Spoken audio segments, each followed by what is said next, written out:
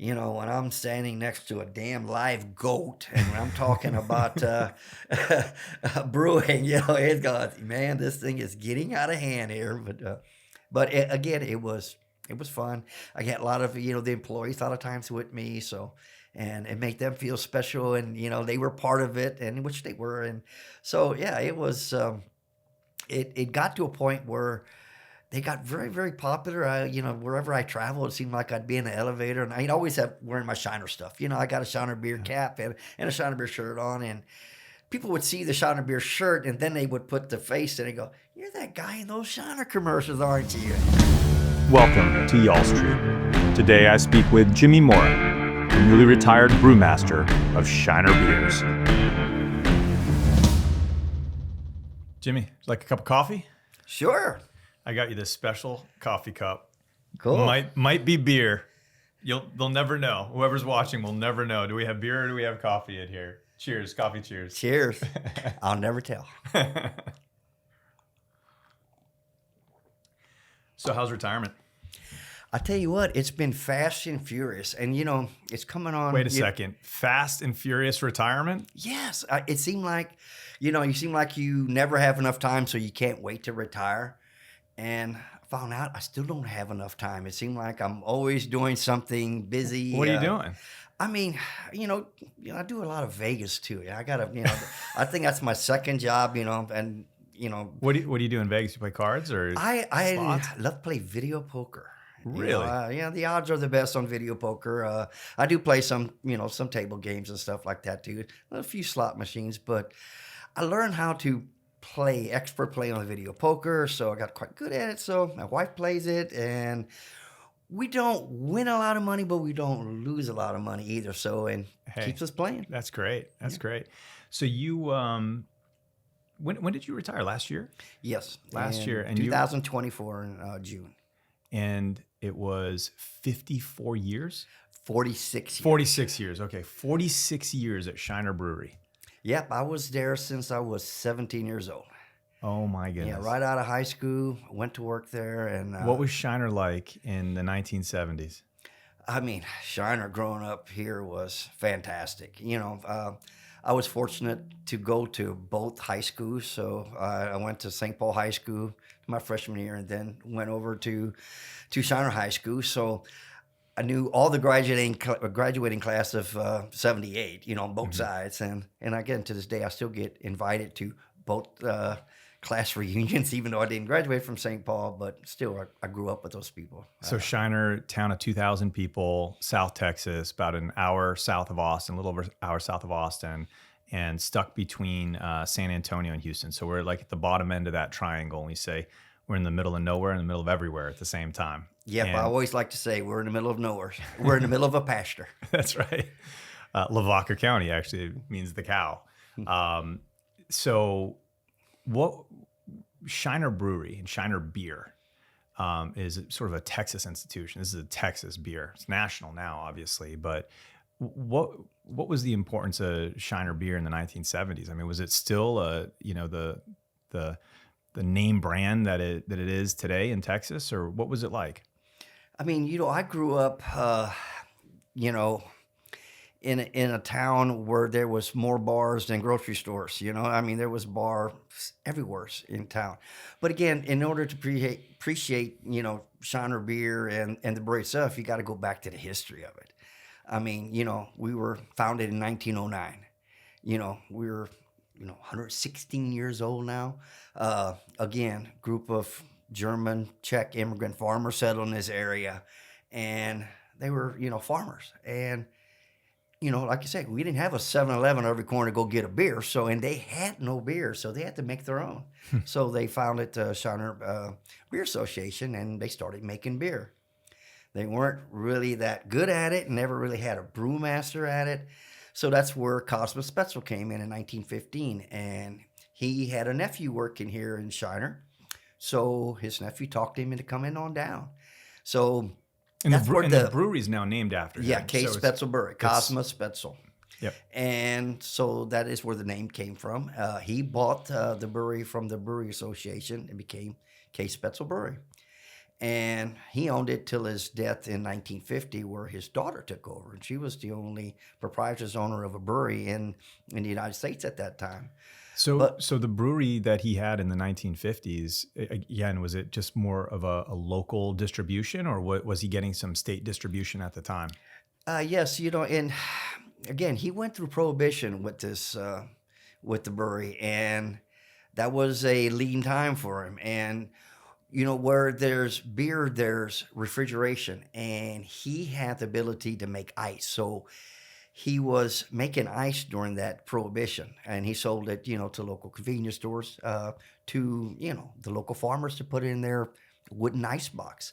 But also he made near beer, and the story is he made it was more nearer to beer than it was near beer, where you were supposed to actually take the beer after it's brewed and the alcohol is made. You put it back in the kettle and you boil it, and vaporize the alcohol out of it. Well, he forgot that step a lot of times. And matter of fact, the law told him he forgot it one time, so he got arrested for it. But you gotta love it. He's our founder. And but again, yes, he kept ice and beer, and that kept us through Prohibition. Where finally, when Prohibition ended, he could continue making his beer. Wow. And so pick it back up, I guess, then from the 1950s. So from 1950 to 1970s, what was the situation like there? Again, still a huge cotton farming community over here. If you look at one of our original labels, most people, the Shiner Premium, it looks like they always call it a cloud, but it's actually a cotton ball. And that's the symbol of it. I know the original beer is many different. I'm kind of a little bit of a historian of the beer itself and collector of a lot of stuff. I have a bar that's my man cave has a lot of neon signs, older signs, tap handles, labels and stuff. And there's these labels changed throughout the years. It was just Shiner beer. It was Shiner Texas Special.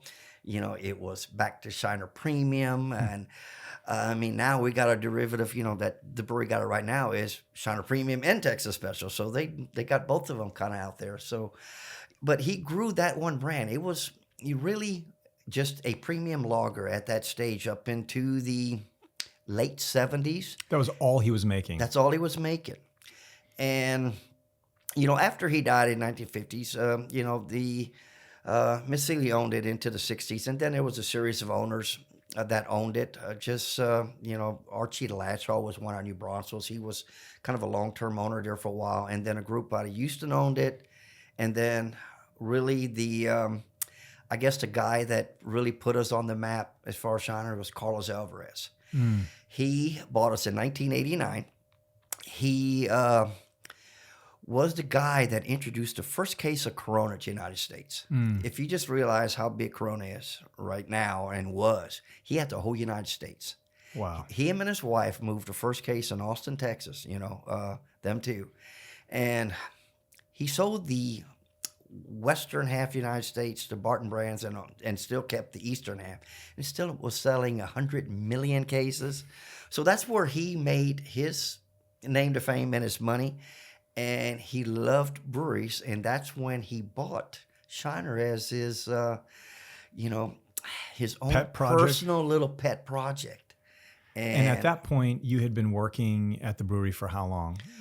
So I was there since 78. So, it was, a number of years, but we weren't doing very well. Like I said, with the group of owners we had at the last before he bought it, was taking more money out than putting in. And we were producing about 39,000 cases, barely keeping the doors open. And I really don't know how long we would have been open in 1989 if Mr. Alvarez didn't buy it. So, you figure, today, in the sales, doing over 500,000 barrels. So he grew it up tremendously. And what he did, he had the distribution, he had the wholesalers, he had the sales and marketing They crew. all knew him. He had all the piping set up. He knew what to do with us. He knew we had a great product. That's all he had to do was put it out there. And again, Shiner Bock didn't come into play into the late 70s. And what made Shiner Bock really so famous was in Austin, Texas. I mean, Hmm. it was a beer that, got started, distributed there. And you know how Austin is, they want to be different. And that Shiner Bock was different. When you put it on a pitcher full of that dark beer, foamy, frothy head on top on the counter, and first thing you thought it was a big, heavy German beer. But Shiner Bock is a very easy drinking, dark American lager. Mhm. So when you drink it, you go, man, this thing isn't highly hopped. It's really easy to drink. So these people really thought they were, different by drinking this big dark beer. Yeah, but it because was very drinkable. the locals to this day don't drink Shiner Bock for the most part. The most part, they no. drink the Shiner Premium. Yeah, it's everybody wants to, they seem like when you go out of Shiner, you're almost forced to drink a Shiner Bock. You're going to go back to your heritage one way or another. But then again, most people say, well, you know what? Shiner Bock really is easy to drink, Yeah. But when I'm in Shiner, you do what the Shiners do. You drink Shiner Premium. Or now Shiner Light Blonde, which is a very, very good light beer also. Mm-hmm. And so you started at age 17. What were you doing at the brewery at 17? Well, back then, we had no automation. Everything was by hand. I mean, very, very basic. And usually what I started out with was, I was taking cases, empty bottles. These were returnable bottles. We had actually a bottle washer that, you would get, 2 cents a bottle, whatever. I mean, as a kid, I remember going picking up bottles. Yeah, and you would that's haul how them I back. used to buy candy back in the day. Yeah, is you would returning bring the cans and bottles. deposit up there, and you would, and then bottles would go back in the cases, come back to the brewery. So you had to take them out of the case and put them on a conveyor, and they fed into a machine where they washed them. So that was my first job, the most trivial thing you could possibly do. But through the years, John Hebner was the brewmaster. I'm just curious, at that time, to be a bottle washer at the brewery, how much were you making per hour? I mean, I think I started with $1.60 an hour. Wow. Yeah. It's people want to talk about minimum wage now. Yeah, and you got to remember back in I got married, just a few years after I graduated, and we had a family right off the bat, and we raised a child and bought a house with wages like that. It's and incredible. you had to really make it stretch, but you had to do it. How much was your first house that you bought here in Shiner? I think it was $22,500. Oh my! And what year was that? That was in, I think, 84, something like that. That is wild. So yeah, and I it's right up the street where I grew up. I was born and raised, and so it's right up the street. So then my parents passed, so I actually bought the property from all my brothers and sisters, and I actually built a house where I grew up. Wow, that's neat. And half a mile from the brewery, I can sit in my backyard, and me and my wife can smell the beer still being made yet. Oh, and that was my experience when I first moved here. It was like, what is that smell? Why does it smell like beer? It's like, oh my gosh, it's the air is coming from the brewery. It's Right there. It's a wonderful smell. We have a lot of people listening that live in the big cities, and London, New York, Miami, LA, and just the idea or the experience of living in a small town of 2,000 people is such a foreign concept. And, I travel back and forth here all the time. Obviously, I lived here for 7 years, and it's pretty amazing. No matter where you go, you see friends, you see coworkers. It's like being on a small liberal arts college campus. You're seeing the same people everywhere. We went out to eat at Mary's last night, and we knew half of the people in the restaurant. And that relationship, you talk about, this is where I was born, this is where I bought a house, this is where I raised my kids, this is where I spent my career. At this point, you probably know pretty much everybody in town. And at one time, yes. yeah, pretty remarkable. And it makes for a really unique culture, because the people that you're living next to are also the people that you're going to church with, and they're the people that you're going to work with, and you're seeing them everywhere.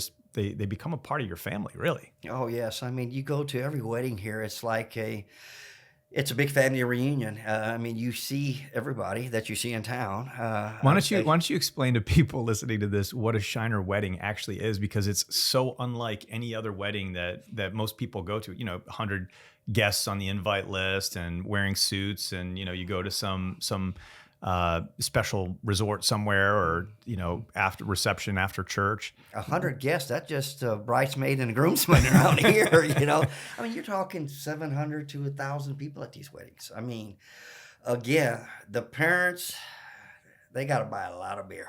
Yeah. I mean, that can be the most expensive part. And it's of pretty the- relaxed, and the whole town's invited for the most part. It's like, how do you live in a town with 2,000 people? Every single person you're getting married, pretty much everybody's getting invited to the wedding. Yeah, and that's what you go there for, the food and the beer. Yeah. I mean, it's a great time. I mean, again, there's how the weddings have evolved, from the old polka bands now to a little more country and western bands to different music that they have now. But the old weddings used to be, there used to be a lunch and a dinner and live polka bands. But Wow. so now we got the DJs at the and at the weddings now, so you can play a little bit of everything.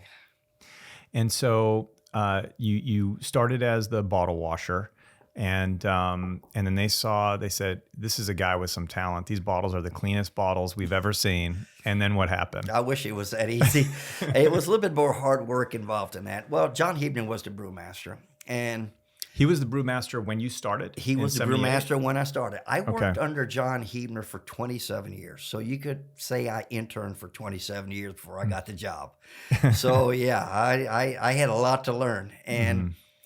And with a small brewery, back in that day, we didn't have the technology, didn't have the, all the technology that they got there now. We didn't have the money to do that. They were basically, like I said, we used to put things together with baling wire. We bought a lot of used machinery at that time before Mr. Alvarez bought us. And that's where I came in with John. I was pretty mechanical. So rebuilding machinery, rebuilding label machines. I would travel with him. The first time I ever got to go out of state was Detroit, Michigan. I'm going to take a soda water filler apart, and we're going to put it on a flatbed car, and we're going to bring it back to Shiner and rebuild it and turn it into a beer filler. Was that the first time you'd ever left Shiner or Texas? That was the second time. We drove when me and my wife, right before we got married, we went to New Mexico with my sister and brother-in-law. We drove up there. So to that point in your life, you'd only been to the next state over. Yes. New Mexico and Texas. And so now, you're with John driving up to Michigan. Well, we actually flew there. That was the first time on the okay. plane. So yeah. But took that thing apart and we got it back here and turned it into a bottle filler, and did another one. We went to St. Louis on time and took a pasteurizer apart, which is 40 foot long by 25 foot wide. Huge machinery with a lot of hydraulics, and put it out here in the Texas sun outside and rebuilt all hydraulics and drug it in with a John Deere tractor, And that is, it's so typical of the people in Shiner are very mechanically oriented. Everybody, If you can't handle wrenches, you're in deep, you know what. Yeah, exactly. And so how many total employees were at the brewery at this time? We ran around 40 to 50 at that time. Okay, so still really small. Very, very, very, very small, yeah. Okay. And like I said, when Mr. Alvarez bought us, a lot of technology, a lot of new equipment. I've seen 3 bottle shops in my time there, and very state-of-the-art equipment. We're not talking no baling wire now. We're talking very, very sophisticated machinery all the way through the system. In the cellars, automated valves, new brew house, just anything we needed, he supplied us. And so just so I understand the timeline, so you start in 78, you go through this kind of a rough period for the brewery in the 80s. You're traveling around, you're working on machineries. Mr. Alvarez buys the brewery in 89. In 89. And then does he immediately set to work on Immediate. Okay. almost immediate. We actually got some tanks out of Canada almost immediately because he had a vision and he was Mhm. going to grow it. And at this point, John Hebner was the brewmaster through this whole time, from the Right. 70s through the 80s into the Hmm. 90s, and now you're working directly for him, but doing a bunch of different odd Right. jobs. Okay. So yeah, and I did this a lot of their rebuilds and stuff, and became assistant brewmaster under him in 1992. Okay. So like I said, I came out here right out of high school. Didn't even wasn't even a thought about going to college that time. I was going to work, Yeah. How many and people went to college in like your graduating I class? mean, Was it a popular? it was, I would say probably maybe 30, 40% Mm. maybe. That's about it. The rest went into working for you. So I'm interested in this whole timeline, and I'm getting into some of the details because just thinking about Casper companies during the Hmm. 80s exploded and had 1,000 You're employees right. right across the street. And obviously, Casper Companies is a holding company for my business, Texas Precious Metals. What was that like? You're right across the street from Casper Companies, and they're doing with the newspaper racks. The newspaper business was a big Hmm. business at that time, and you guys are just kind of skating along. I mean, that was at that time before Shiner exploded. There was always, the talking point, as well, where's Shiner at? Well, have you ever seen a USA Today newspaper rack? That was made in Shiner, Texas. Is I mean, that right? so now, finally the brewery got a piece of that. Yeah. You ever hear of Shiner Bach? So we finally had two talking points finally. There you go. Put us on the map. So all of this money's pouring in, and now you have a really experienced, beer distributor. And how involved was he in day to day? Was he just providing the capital and letting the team run? Did he have the belief in the team, or was he providing some insight and oversight? What was his involvement? Oh, he was involved in more than just supplying the cash for to grow us. He was really involved in everything and decision making. Again, him and John made that decision to turn me into assistant brewmaster. That's where, again, at that time, becoming a brewmaster was, there wasn't a lot of colleges and stuff out there to become a brewmaster, to Mhm. become accredited brewmaster. So there was one in Chicago, Siebel's Institute of Brewing Technology. So they sent me there for, it was like a 4 month Oh, period. I wow. left the family, everything, for 4 months. Stayed in Chicago, So you, and you didn't see your family at all for those 4 no, months? just on the phone. That was it. It never came Wow. back. It was like, in order to get into that college, you had to work at a brewery at least 10 years, and you had to have two active brewmasters sign your application. So it wasn't very hard, very easy to get in there. And there was, only the other brewing college that was out there was Weinstoffen up in Germany.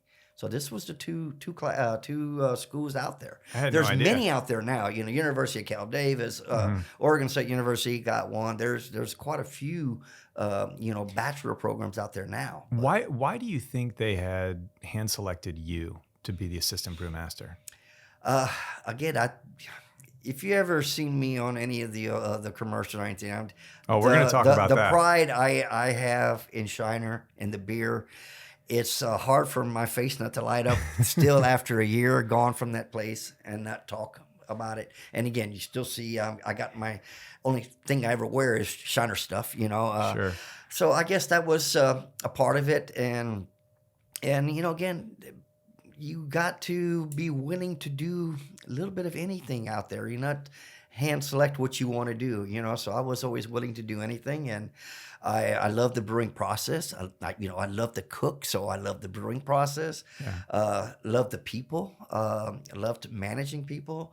So how did you do at school? Did So, you enjoy it? oh, I was with people from 13 different countries. A lot of them didn't even speak English, but Universal beer. And afterwards, we knew what we were talking about. You didn't need to speak the language, but yeah, it was a fantastic time. But learned a lot. Went from with brewmasters from Anheuser-Busch, Miller, Stroh's at that time, Lone Star. So there was, a lot of different companies out there. But And I'm sure you said the language was an issue, but I'm sure everybody was learning from each other. Oh yes, that's definitely. I mean, it was the networking. Till a few years ago, you still talk to people. Mm. They got the same issues you got. I don't care if you're 10,000 barrels or you're 5 million barrels. So you would talk to a lot of these brewmasters Oh, at other. yes, you would. You would see him at master brewer events. You would see him in the industry. You would see him at trade shows. You would always see somebody that you knew. It was a big fraternity organization too. I mean, Yeah. it was large amount of people. So this is early '90s, and right now at this point, is Shiner still just making the Bach and the premium? There's No, those two. we started venturing off. Again, that was another vision Mr. Alvarez wanted. He didn't want to have just a one or two pony show. He wanted to show our craftness by making ales, making different beers. And so we started making seasonals. And the first beer I got to sink my teeth in hands and put in there was, the Shiner Cosmos. Really? That was our third beer we've ever made. And, what was interesting about that was, we hopped that beer, but we dry hopped it. And dry hopped it means we actually put a portion of the hops in the fermentation instead of in the brew kettle, so the bitterness wouldn't be overwhelming. You still would get the aromatics of the hops, but it wouldn't be quite so bitter. And that's called, a co-hopping now, and kettle hopping, or, what was where you just put it direct in the kettle, but this was in a fermenter. So we were actually did, coal hopping before coal hopping was cool. So it was, we were kind of proud of that fact. But And what's interesting about the location of the brewery is that you're sitting on a pretty incredible aquifer as well, right? yes, the artesian well, I think it's not very deep. It's probably 120 feet, but that thing has never went dry, never let us down. In 116 years, it's the same water coming out of the ground. We probably use 6 million gallons of city water a year and a month, and probably 3 million gallons of well water a month. But to use the well strictly for brewing only brewing. You don't want to use that natural resource up. But How impactful is the water as it relates to the flavor or the consistency of the beer? Because obviously water has different mineral composition and things of that nature. I mean, I always like to say that, everybody uses malted barley, water, yeast, hops. What makes these beers taste so different? What makes them so different? It's got to be the water. It's got to be the yeast. This yeast we've been using for 100 years. I mean, and this water hasn't changed in 100 years. So what makes the difference in all these beers? And we know what makes the difference in our beers because we're starting out good and we're ending good. And talk to me a little bit about your relationship with John Hebner at this point, because he's kind of taking you under his wing and brought you up from washing bottles. Yes, I mean, and again, he's just a fantastic person, very knowledgeable, and he was strict in a way, but at the same time he was soft if you really let him, you get to him. But he didn't like to say half-ass anything. You either did it right or you didn't do it at all, and you learned that from him. Now, you lost your dad at a young age, right? Yes. Did he become kind of a father figure to you? I mean, he really did, because I enjoyed his company. I enjoyed learning from him. But you know what? And we got off of work. He would chew my butt out from one end to the other during the day. But come 4 o'clock, we put our 10 hours in. Hey, let's go get a beer. So we're at the local bar playing dominoes together. Yeah. And especially when I became brewmaster, I remember about 4 o'clock, my phone would ring. He said, "You ready to get your ass kicked? You want to go play dominoes?" It's going those are moments that I always, treasure. I mean, just a fantastic person. And, his son, Greg, was my assistant brewmaster, until I retired. But again, he's brewmaster now. So he had to wait his turn. There's been this real consistency, this lineage of brewing, the brewmasters at Shiner Brewery. I mean, Hebner, Jimmy, and Hebner again. Well, and that's what again. Why is the beer so consistent? Why is it taste? Every bottle should taste the same. The next bottle, just like the next bottle. And again, we've had that consistency. So, and the employees are so invested in the operation, and are so committed, and it's such a badge of honor and badge of pride when you live in Shiner that Shiner Bock is made here. And you're exactly right. That's one of my things I used to always tell the guys. It's all about the beer, it's all about the employees, and it's all about the town. Mm-hmm. You do those things, and I told that to Greg when I left. You know what the magic formula is, and it was taught to me, and I was hopefully in teaching it to him too. That's what makes Shiner so good. It's so great. I think I was on a tour one time, and they said that every employee gets like 2 cases of free beer a month or something like that. It's more than that. That sounds good. But yeah, there's some new stuff coming out. They want to make sure they share that. Yeah. So now you're kind of into the mid to late 90s, early 2000s. You become brewmaster in 2005. 2005. Okay, and at this point, you're starting to see considerable growth. Yes, we were growing, 7 to 8%, and it became Brewmaster. And then first few years we were growing 10%.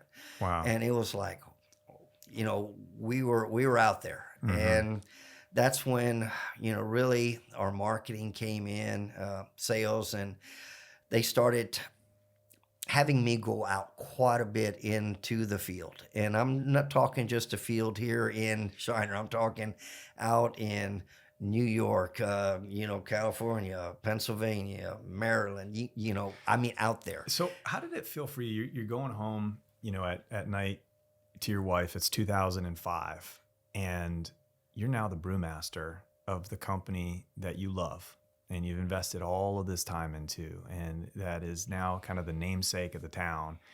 And what did that feel like for you? Scary as hell. To have that weight on your shoulder of all these successful people before you, and knowing that you have a job to do, but it was, I really knew that I was ready for it. I was taught well for the job. And, all of us got our little different things that how we operate. And I was ready for the digital era. I love technology, always have. So that was a part of it. I got to go to school later in life, and not just, the CBLs. I got to, go to, got my associate degree in Victoria, and, when I'm 40 years old, and went to Texas State University at the same time when my daughter was going there. And so I got to know how kind of the young people think a little bit too, because I actually was with them a lot too. So and young at heart, and love going out, no matter where it was, and telling the Shiner story. Yeah, what we're all about, what makes us special, what makes our beer special. So it was easy for me to talk to people out in the industry and promote our beers. And were you involved in other aspects of the business besides just the brewing and call it marketing, the early marketing efforts? Well, in a small brewery, comparatively to Anheuser-Busch or, Miller or something like the huge breweries. In a small brewery, smaller amount of employees, we're talking 100 now. I mean, you was human resource, you was, safety, you hired, you fired, you did commercials, you went out with sales, you brewed beer, you dealt with all the city problems. You're looking at a lot of water, a lot of waste, and stuff like that. So you're, always dealing with issues. So you really you wore many caps.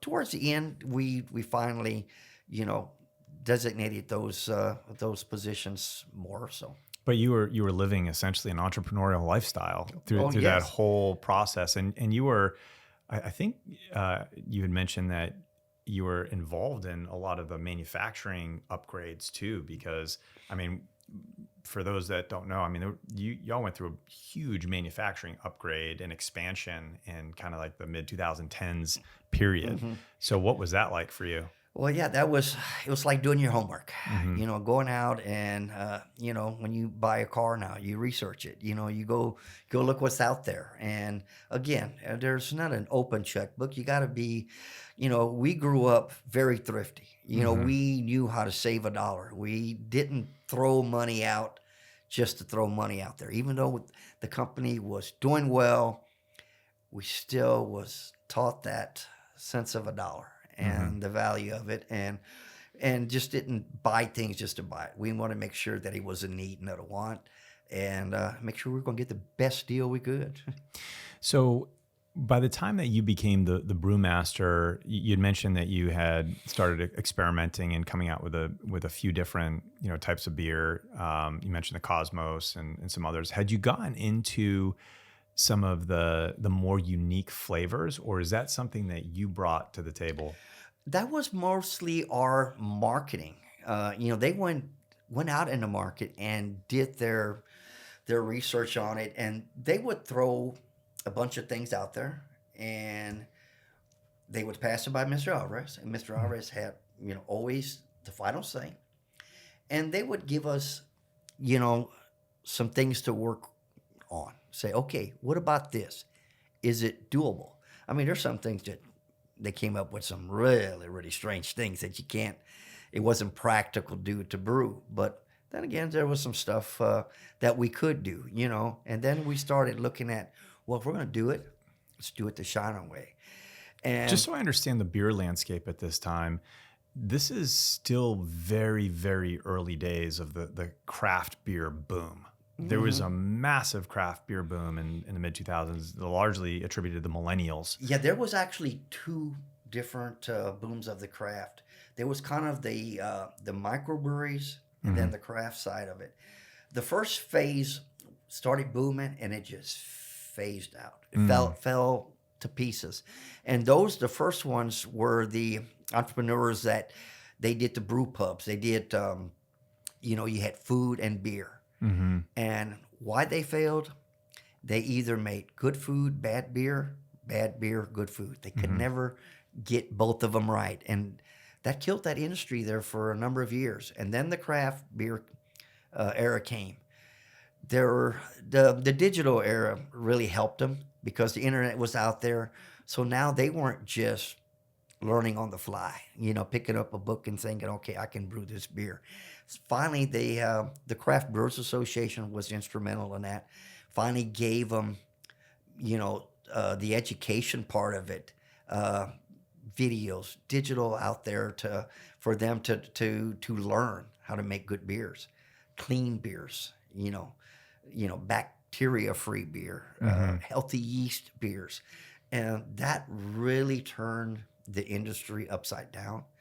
And we felt like we were craft before craft was cool. I mean, Hmm. they used to call us you know, a regional brewery. You know, you had all your big guys. They called us regional, independent brewery. We didn't even have a name yet. And when all the craft beers came out, the craft side came out, we go, we were craft all along. We just didn't know it. So we were the original craft. And to this day, I really feel that we were the original craft. We just didn't have a name. And so, around what time frame are we talking here? Was this like around 2010, 29, Uh, 2009? I mean, you're looking at probably, you know, earlier than that. I mean, probably 2006, Okay. where that thing was really starting And to use that name craft. and were you starting to see some really explosive growth through that period because people were looking for these more unique We beer? did, and again, when they figured out that hey, Shiner was a craft beer all along, they just kept Lent into it. continuing drinking our beer and drank more of it. Yeah. And when you say the marketing team went out, what type of marketing was it? Internal marketing team, or That was was it our Gambrinus office. the We had an grant? office Okay. in San Antonio, and at one time when they had the corona, they had 250 sales guys out in the market. Oh, I see. Probably 75 to 100, marketing people, ad agencies, that they used. So they did a lot of case studies. They went out and seen what was all out there.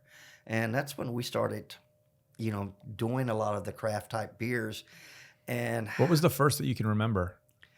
I mean, like I said, Cosmos was the first, but then you're looking at, some of our ales and stuff like that. Probably, I know we were working our way to 100 years of brewing, and it was 2005 when I became brewmaster, and they wanted to do something special because we had 5 more years before we turned, 100 years old, and this was like 2005. So they want to do some anniversary beers. So our first one we came out was a Martin style ale, and it was called Shiner 98. And 96, excuse me, Shiner 96.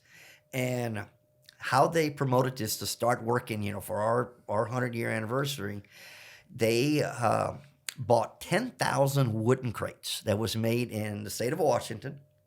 They brought these crates down here, and we brewed this Martin style ale, which is in celebratory beer. That's what it's our original Oktoberfest now. That was the original. So we took this case, we had 10,000 cases, and we put a case in this wooden crate, nailed it shut. They put a big old stamp on top of it, and it had 1 of 1909. Brewmaster, I had to sign it. Wow.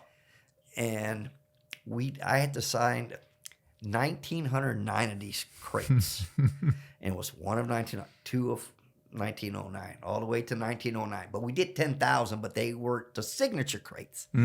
So I was so glad to see that last 1909. So Mr. Alvarez got number 1, and I got number 2. Still got it yet. That's in my collection. But I can remember traveling and with the sales guys, and I was in Delaware, in a little bitty town, beach town, Dewey, Delaware.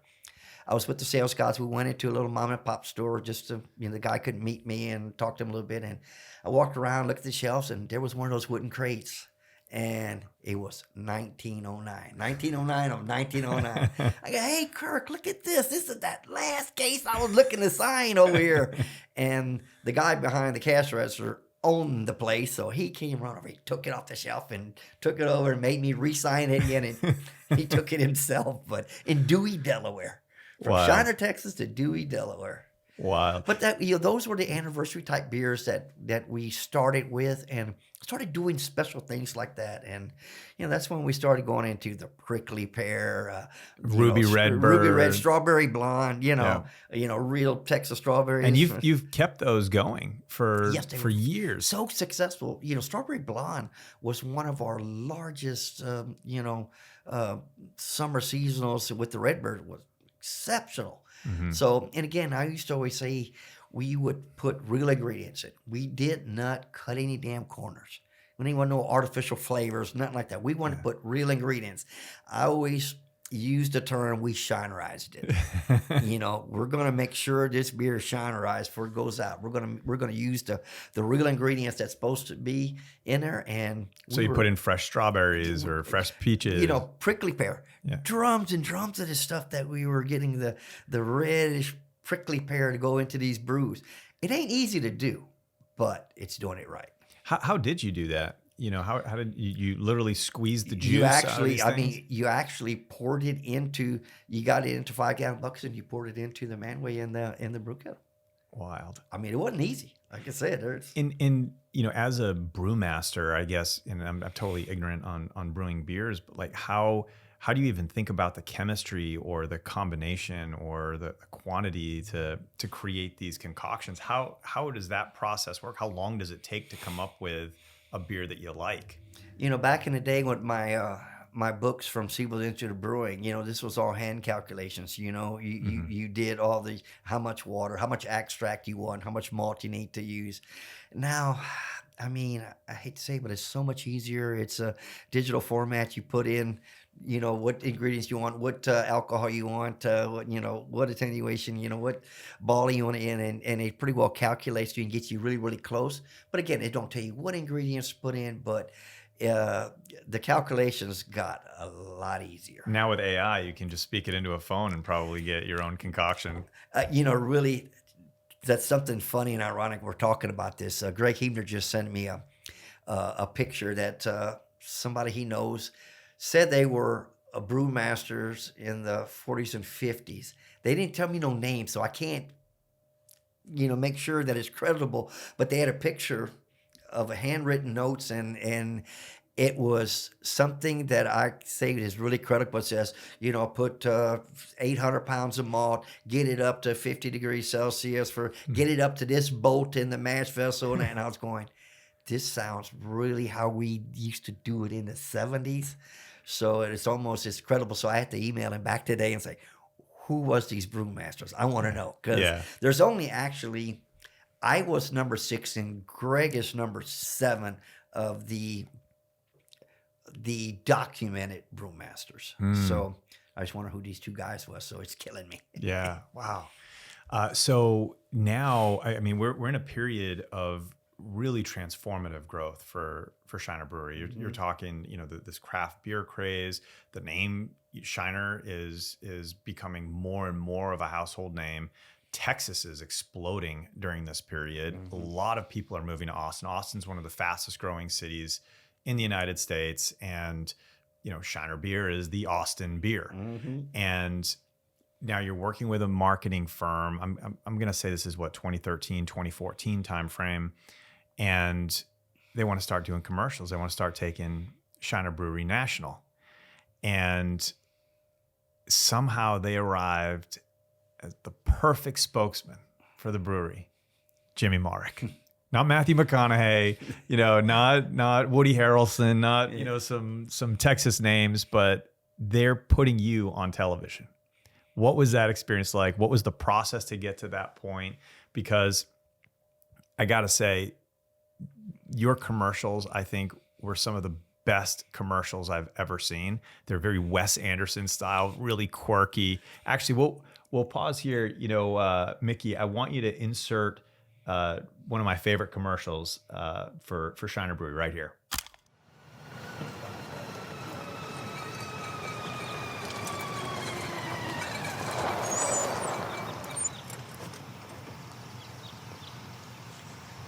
Welcome to Shiner, Texas. Population 2,069. Shiner beer is the best beer made in Shiner, Texas, and now it's coming to Philadelphia. I'm Jimmy, the brewmaster at the Spoetzl Brewery, where every drop of Shiner beer has been made since 1909. This is where we make the Shiner beer. Just 120 of us here, and we can't drink it all.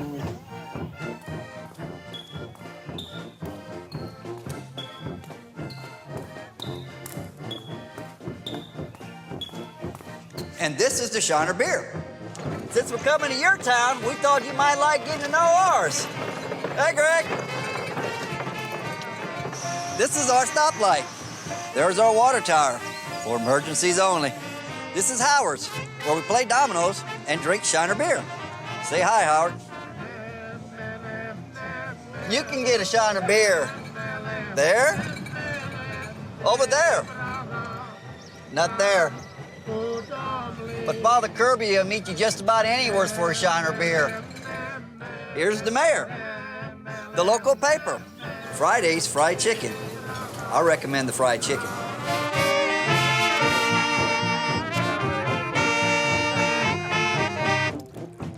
Next time you're in town, stop by the Shiner Hospitality Room. Our hospitality is delicious. Enjoy your Shiner from our town to yours. Roses.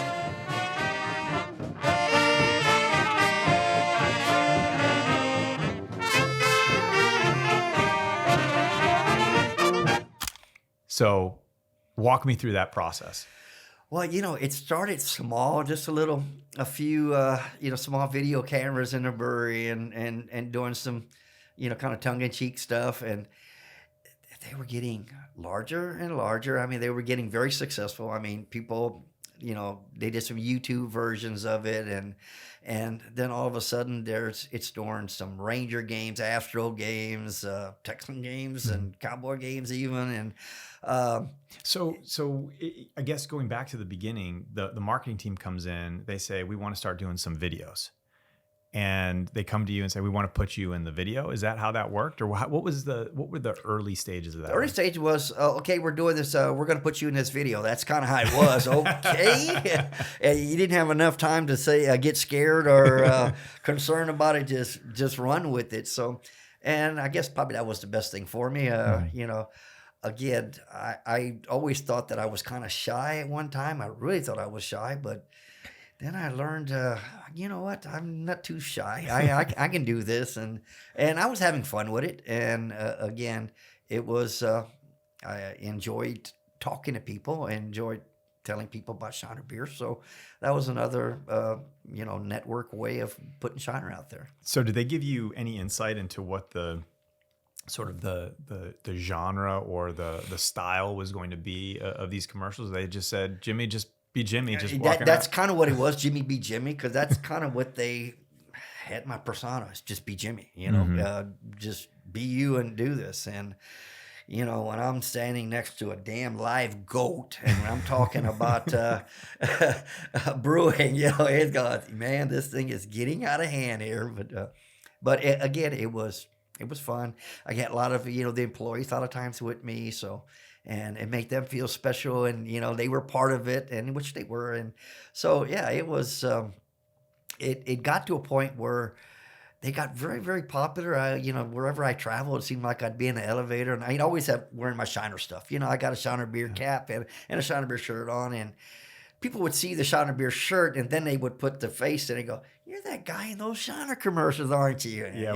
What was that like for you? It was embarrassing at first. I kind of got humbled to the fact I can't believe people watched that stuff or seen it or remember it. I can see faces and I can't remember what the hell I saw the next day, but they're remembering this, and so yeah, it was humbling for a while there too. I go, man, I just can't believe these. And were you signing autographs, Oh taking yes, pictures, I was doing a lot of different things that, especially with some of the go out and with the sales guys. I did tap takeovers. We'd go to bars and we would be introduced to a new beer, and they would have meet the Brewmaster night. So it was all over the place, and that's when they would bring their stuff. Oh yeah, you're the guy in the commercial. Can you sign this for me? And again, like I said, it was embarrassing and humbling, but I small town boy. Well, who in the hell would want my damn autograph?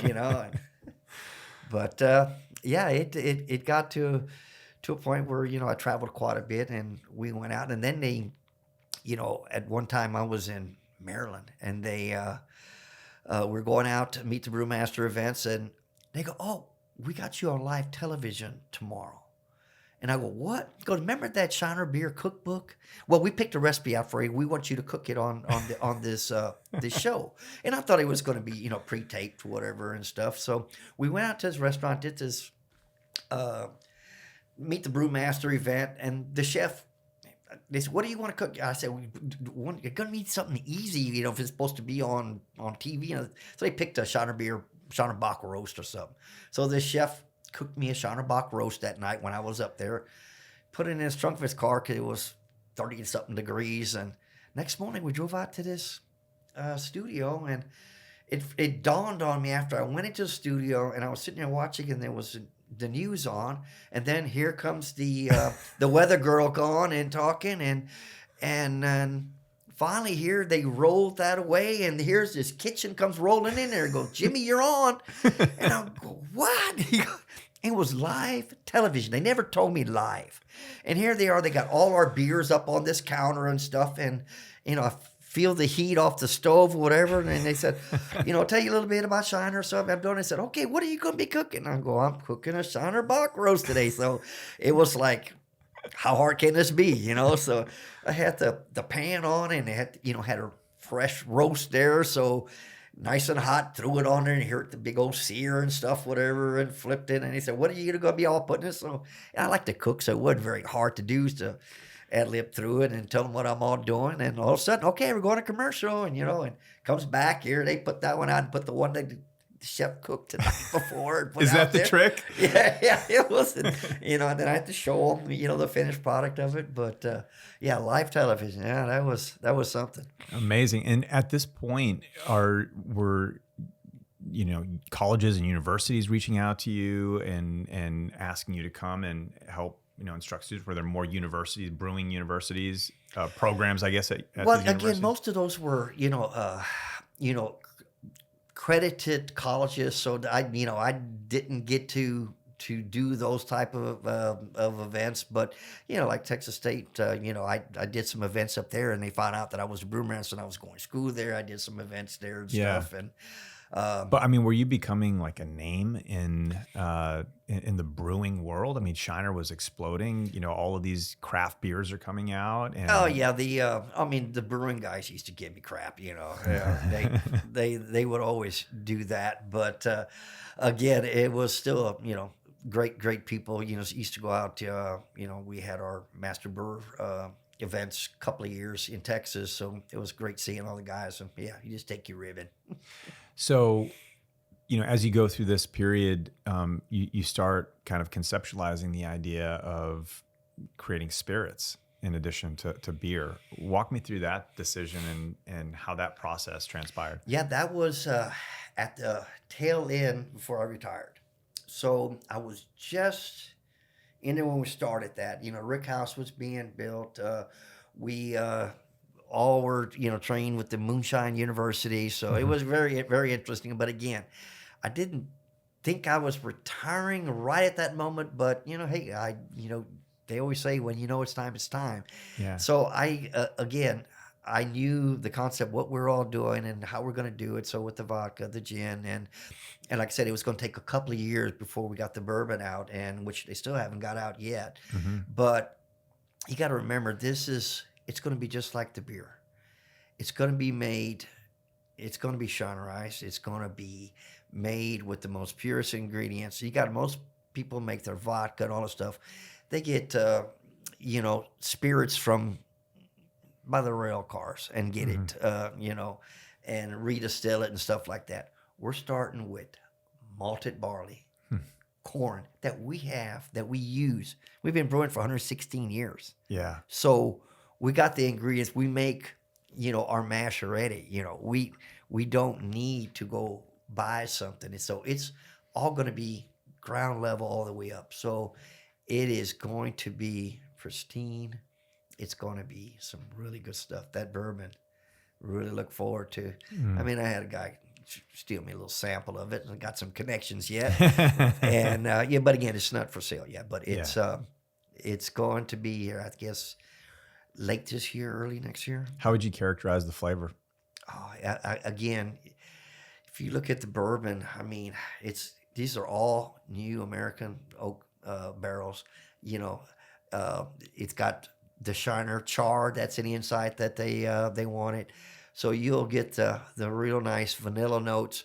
And you got to remember being here in deep South Texas, you don't know what the hell you're going to end up with, because the angel share is probably going to be a lot because of the humidity and the different temperature fluctuations. So, I mean, that's a variable you cannot anticipate. So you'll have to wait. I'm looking forward to it. When you're at home on a Friday night, 5:00, what Shiner beer are you drinking? Well, I told you earlier, I said since I retired, every day's a Saturday. I don't have Fridays anymore. fair point. But I'm usually drinking right now the Shiner Light, Shiner Texas Special Light. I've been, they came out with it in this past year. But Shiner Premium is a beer that's true to my heart. And the most flavorful beer that I still think that the brewery makes is the Bohemian Black Lager. I love the black lager. That was our Shiner 97, our anniversary. Really? Beer. And it became a full-time beer. We won gold medals in Germany. I love that. When I come to Shiner, that's actually, I drink that over the Bock. I love them both, but I love the black lager. It's the array of 5 different malts that's in it. You know, there's some specialty malts, you know, some de-bittered malts that give it the chocolate flavor, but don't give it that bitterness because the husk gets taken off of it after it's charred. So it gives it that deep chocolate flavor without that bitterness to it. Just fantastic beer. It's amazing. It's You're making me want to drink one right now. It's a Guinness on steroids. And of all of the different, how many different types of craft beers did you make, you know, before retirement? Like if You know if you had what? to add them all, was it like 100? It wasn't 100, but it probably would be 30 or 40, I would Okay. think. I mean, through the years, I mean, I lost track. I mean, each year, each season was coming out with something different. And What was the most unique of all of them? oh, I know, I can tell you a story about this one. Yeah, let's hear it. It was the worst tasting damn beer I've ever. It was the Shiner Smokehouse. It was the Rausch beer, you know, a German smoke beer. And again, when we do something, we're going to do it right. We're going to Shinerize it. So what do? We bought a damn smoker, you know, a local guy that had a barbecue pit, you know, big, massive barbecue pit. We bought this thing because we're going to smoke our malt in it. Yeah. But all our beers at that time were kosher. So this thing had pork ribs and all this other good stuff on it. So I had to get a rabbi over there to kosherize this thing. He had to bless it and get the pork out of it. And so we could put the malt in it to smoke this malt so our beer still would be kosher. So in the middle of all this, the rabbi got sick. So he gave me the ritual. So I became a part-time rabbi and I blessed the pit and we smoked this malt. And we used post oak and mesquite. I mean, local, you know, wood. And we smoked this malt. I mean, we did it right. And then you infuse that malt into your mash. You ground it and you brewed it. And that thing was bacon in a bottle. I'm telling you, you either loved it or you hated it. And I was on the hater end part of that stuff, but it was unique. So there were some people that really enjoyed it then. Yes, there's still people saying, man, I wish you would bring that thing back. See, I love smoky flavor and just about anything. You would have been the one that liked it. And even in my my whiskey, I love those peaty Scotch whiskeys that have a lot of that smoke. So I'm jealous, man. I wouldn't mind trying that one. Yeah, you would have loved it. So in your career, you said 46 years. 46 years. Yes. Yeah, in your 46-year career, what were some of the biggest lessons that you would impart to, you know, the younger generation, people coming up in a business, things that you've learned? That'd be the first question. And what regrets do you have, or what things would you have done differently? Well, I know for a fact that you have to make sure that you know, you follow the rules. You do what, you know, somebody's asking you to do. You don't cut corners. You do it right. In order to get ahead, you need to do more than what's asked of you. So, I mean, that's hard to do, and not just to do your job, but to go that one extra level. You know, something a little bit different. Every once in a while, just do more than what you're asked to do. Trust me, people take notice of that. I mean, very, very, very quickly. So Shinerize your professional Yes. experience. Yeah. Well, you know, and something that I look back on, I mean, I really don't know what I can say that I would have changed, because my career it was way above and beyond whatever I thought I would achieve. I mean, being a brewmaster was, you know, it's a pipe dream. You know, you wouldn't think that you would ever, you know, achieve that. I mean, but again, hard work and doing what you're supposed to be doing a little bit more, and enjoy what you're doing.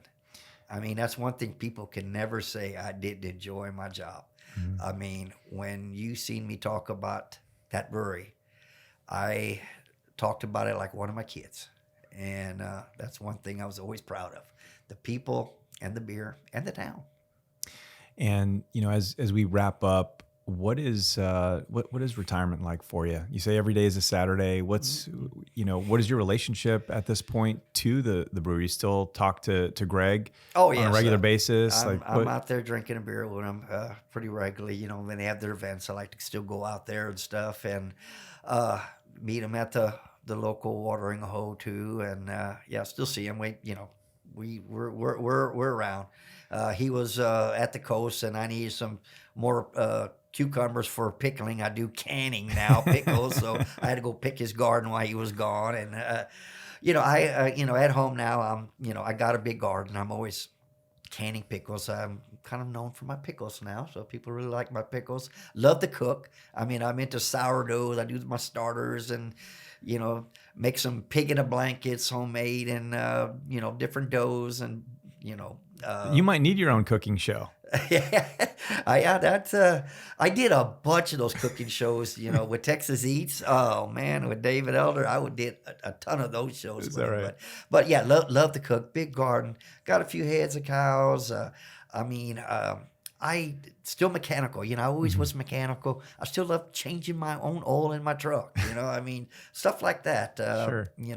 Always doing stuff. And again, I like to travel a little bit. Love to go to Nashville. Love to go to Vegas. Love Nashville. Great music, beer. There's a lot of bars down Broadway, but I figured it out. You got to have a little vetting process. I'd walk into one of these bars. If they had Shiner Bock, I'd sit down. If they didn't, I'd walk out and go to the next one.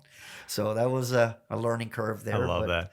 So yeah, we want to do a little bit more. My wife just retired here in June too, so I was kind of limited what I was doing. So, hey, got the full team on board now, so we're looking forward to it.